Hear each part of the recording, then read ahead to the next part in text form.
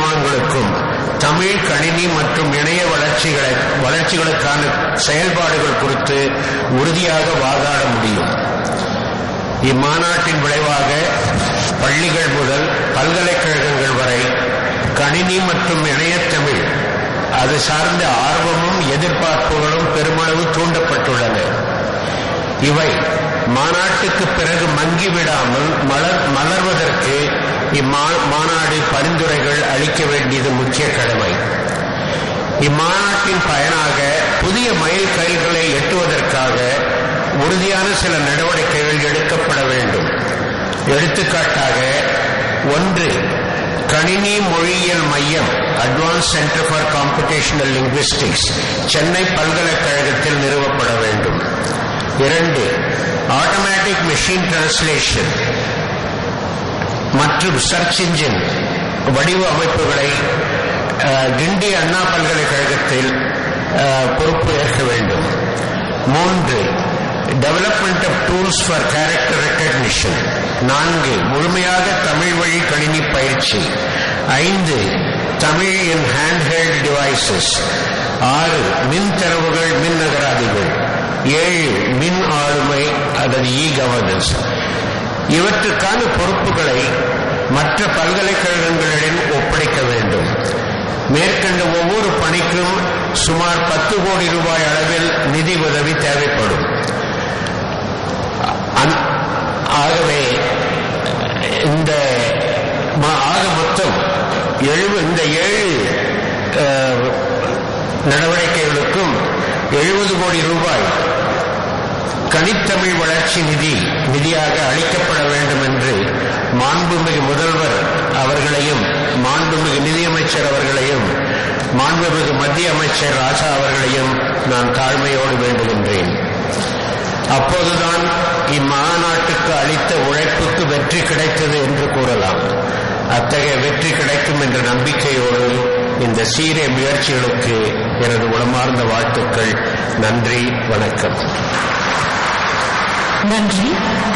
அடுத்த வாழ்த்துரை வழங்க வருகிறார் உலக தமிழ் ஆய்வுக் கழகத்தின் துணைத் தலைவரும் ஆய்வரங்க அமைப்பு குழுவின் துணைத் தலைவருமான முனைவர் வாசே குழந்தைசாமி அவர்கள்.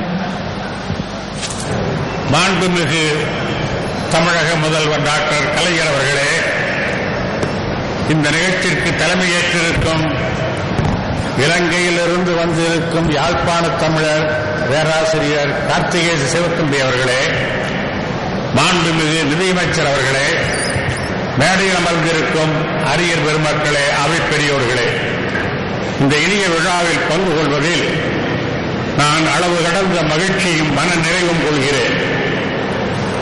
எனது வாழ்த்துரையாக 2 கருத்துக்களை இந்த ஆய்வரங்கத்தின் முன் வைக்க நான் விரும்புகிறேன். மனித சமுதாய நாகரிகம் தொடங்கிய காலத்திலிருந்து 6 நாகரிகங்கள் முதல் நாகரிகங்களாக அடையாளம் காணப்பட்டிருக்கின்றன. மெசொப்பொட்டேமிய நாகரிகம், சிந்துவெளி நாகரிகம், எகிப்து நாகரிகம், மெசொப்பொட்டேமிய நாகரிகம், சீன நாகரிகம், மிசோ அமெரிக்க நாகரிகம் என்ற 6 நேரு பெருமகன் குறிப்பிடுகிறார். 6 நாகரிகங்களில் 4 நாகரிகங்கள் அடையாளம் தெரியாது மறைந்துவிட்டன.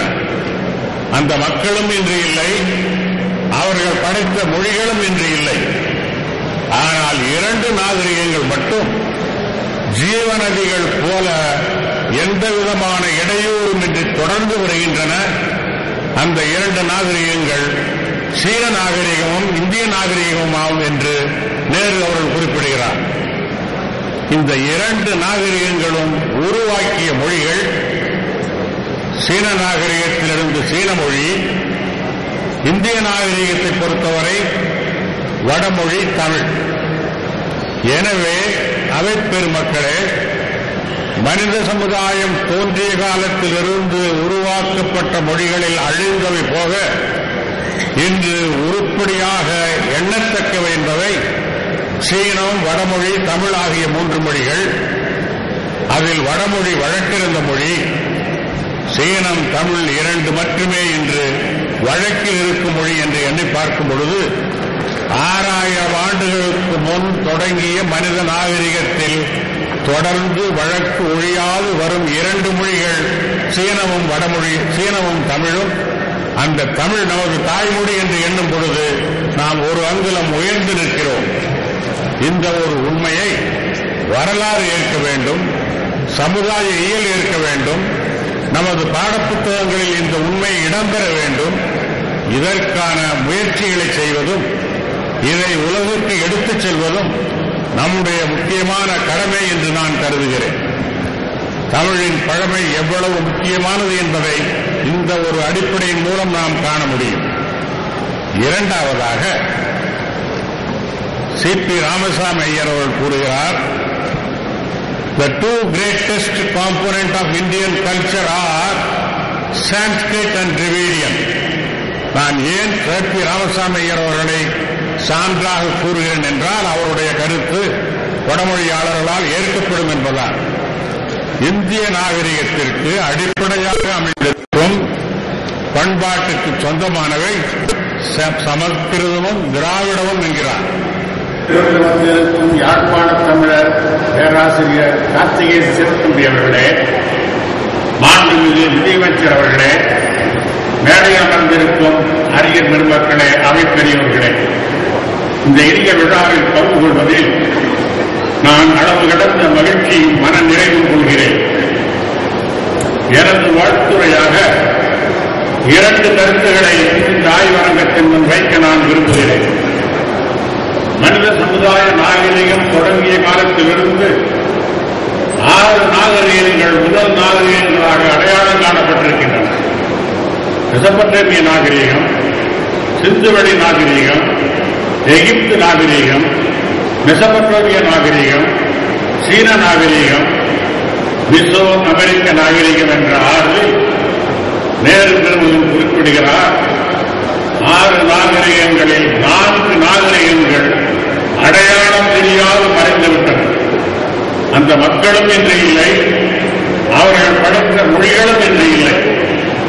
ஆனால் 2 நாகரிகங்கள் மட்டும் ஜீவநதிகள் போல எந்த விதமான இடையூறுமின்றி தொடர்ந்து வருகின்றன.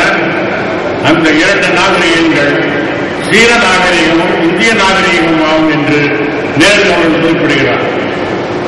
இந்த 2 நாகரிகங்களும் உருவாக்கிய மொழிகள் சீன நாகரிகத்திலிருந்து சீன மொழி, இந்திய நாகரிகத்தை பொறுத்தவரை வடமொழி தமிழ். எனவே அவை பெருமக்களே, மனித சமுதாயம் தோன்றிய காலத்திலிருந்து உருவாக்கப்பட்ட மொழிகளை அழிந்தவை போக இன்று உருப்படியாக எண்ணத்தக்கவை என்பதை சீனம், வடமொழி, தமிழ் ஆகிய 3 மொழிகள். அதில் வடமொழி வழக்கறிந்த மொழி, சீனம், தமிழ் 2 மட்டுமே இன்று வழக்கில் இருக்கும் மொழி என்று எண்ணி பார்க்கும் பொழுது 6000 ஆண்டுகளுக்கு முன் தொடங்கிய மனித நாகரிகத்தில் தொடர்ந்து வழக்கு ஒழியாது வரும் 2 மொழிகள் சீனமும் வடமொழி, சீனமும் தமிழும். அந்த தமிழ் நமது தாய்மொழி என்று எண்ணும் பொழுது நாம் ஒரு அங்குலம் உயர்ந்து நிற்கிறோம். இந்த ஒரு உண்மையை வரலாறு ஏற்க வேண்டும், சமுதாய இயல் ஏற்க வேண்டும், நமது பாடப்புத்தகங்களில் இந்த உண்மை இடம்பெற வேண்டும். இதற்கான முயற்சிகளை செய்வதும் இதை உலகுக்கு எடுத்துச் செல்வதும் நம்முடைய முக்கியமான கடமை என்று நான் கருதுகிறேன். தமிழின் பழமை எவ்வளவு முக்கியமானது என்பதை இந்த ஒரு அடிப்படையின் மூலம் நாம்